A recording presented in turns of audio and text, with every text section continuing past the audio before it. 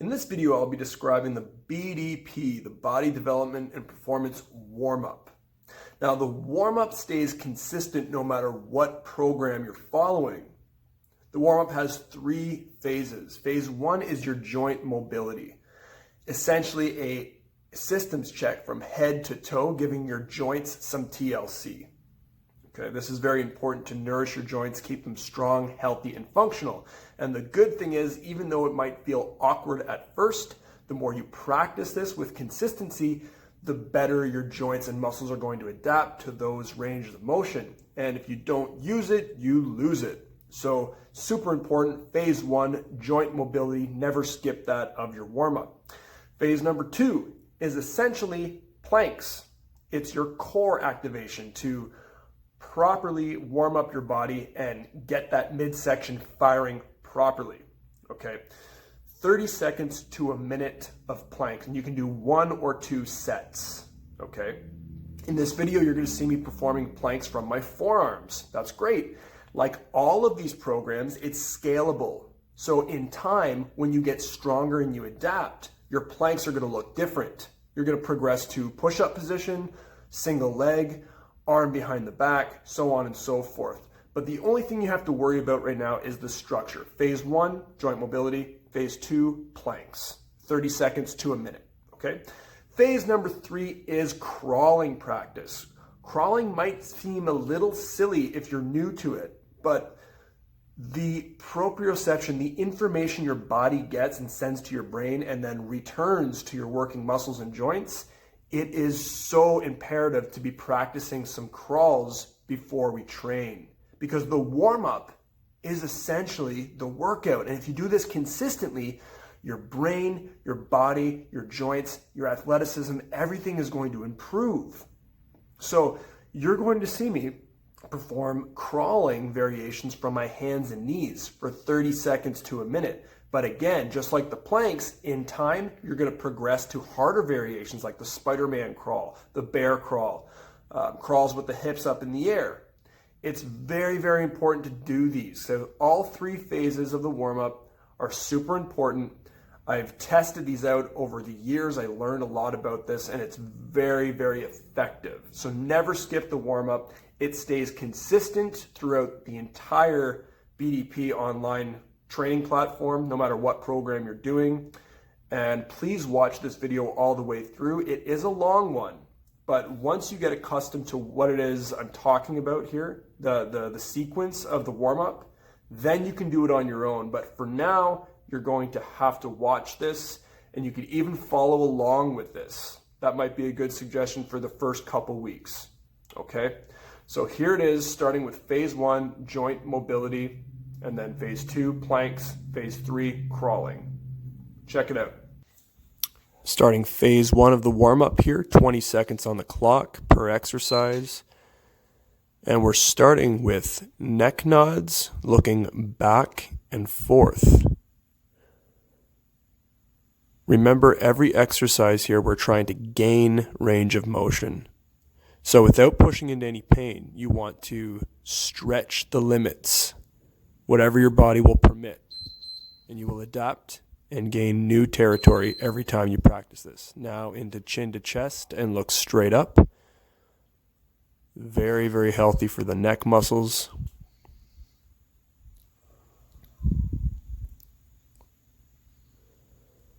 Make sure we're breathing.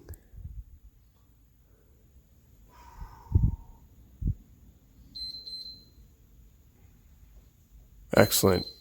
Ears to shoulders. Trying to isolate the neck muscles. Really feel the stretch on the side of the neck. And work that range of motion, again, without going into any pain. As you adapt, it will feel better and better. Shoulder circles, backwards. Nice and easy. We bring them up close to the ear and then try to pull them down far away from the ear. Always doing this in a standing tall position. Excellent. And switch directions. All the way up to the ear and pull them down. Big circles with the shoulders.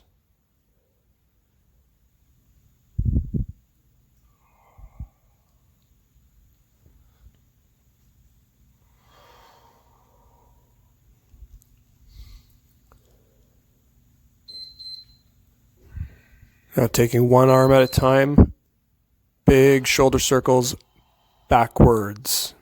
Keep your arm relatively straight. Whatever range of motion your body will permit, big circles in a backwards motion.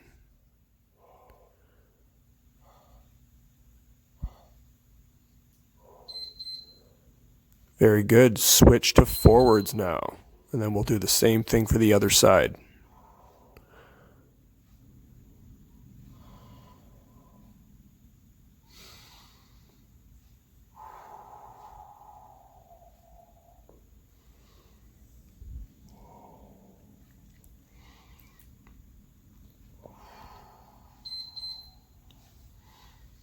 Same thing, opposite arm, arm is straight, big circles in a backwards motion.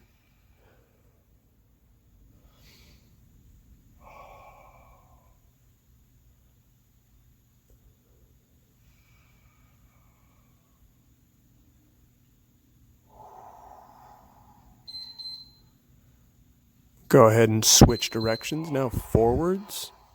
Again, whatever range your shoulder will allow, in time, this will improve.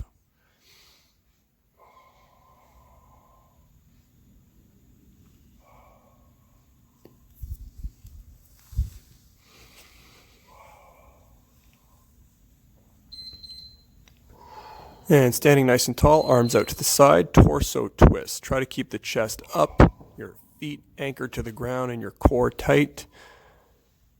Big torso twist. It helps if you lead with the eyes and really try to stretch out that T-spine mobility, that middle back area and chest area. Open up that area. Good work. Torso twist. Working our way down to the hips. Big hip circles. Try to keep those feet nice and flat and take your time with this.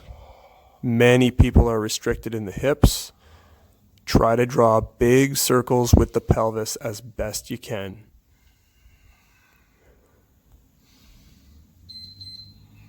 And go ahead and switch directions. You can see I'm doing a diamond pattern here. If you do feel restricted, you can slow it right down until you gain the access to make these big circles. You will adapt to these movements in time. There we go. This next one is called the hip hinge. Feet stay rooted to the ground. Reach back with your hips. You should feel a big stretch in the hamstrings. Then stand up nice and tall. Reach back. Stand tall. And it's totally okay if your toes lift up from the ground. For now, you really want to reach back with your butt. And stand nice and tall. Excellent. Now with that, we'll do some toe touches and reach up to the ceiling. Whatever range of motion your body will allow. Reaching down and then reaching up. Simple as that.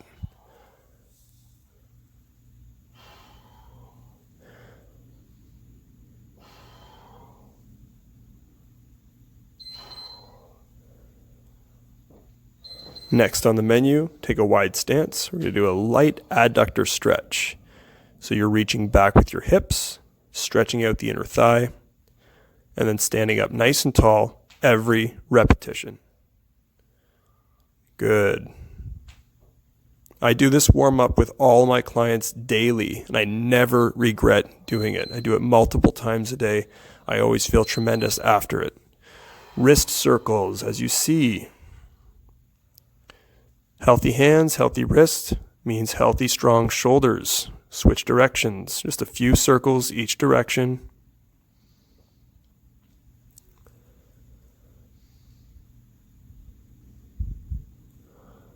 Excellent. Now, stretching out the hands here. Wrist extension, just alternating, pulling those fingers back, stretching out the wrists and forearms. Very good stretch. Very healthy for our hands and shoulders and forearms.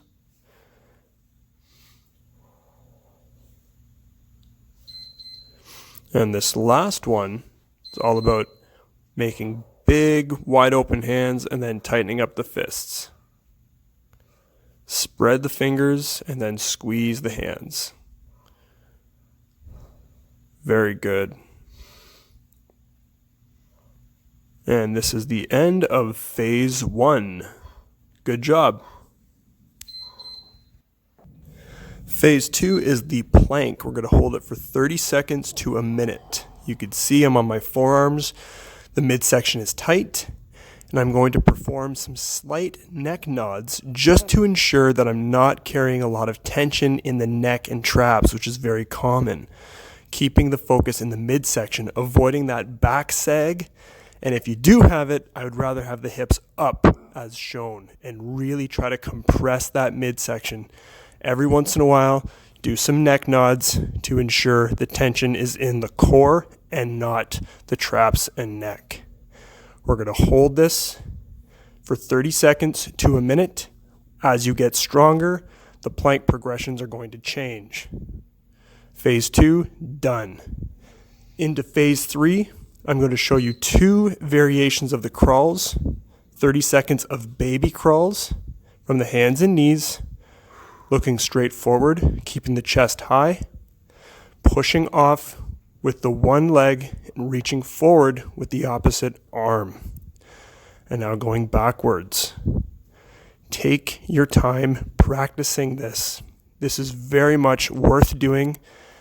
And just like everything else, as you adapt, we make the variations a little bit more challenging. Now you're going to see the bear crawl in the hinge form with the hips up in the air. And this is what it can look like. This is a tremendous stretch for the hamstrings. So you select the appropriate variation for your current fitness level, and we try to work up to eventually 5 minutes of crawling practice. And you'll see it's tremendous for your body, your joints, your nervous system, your brain development, and the conditioning.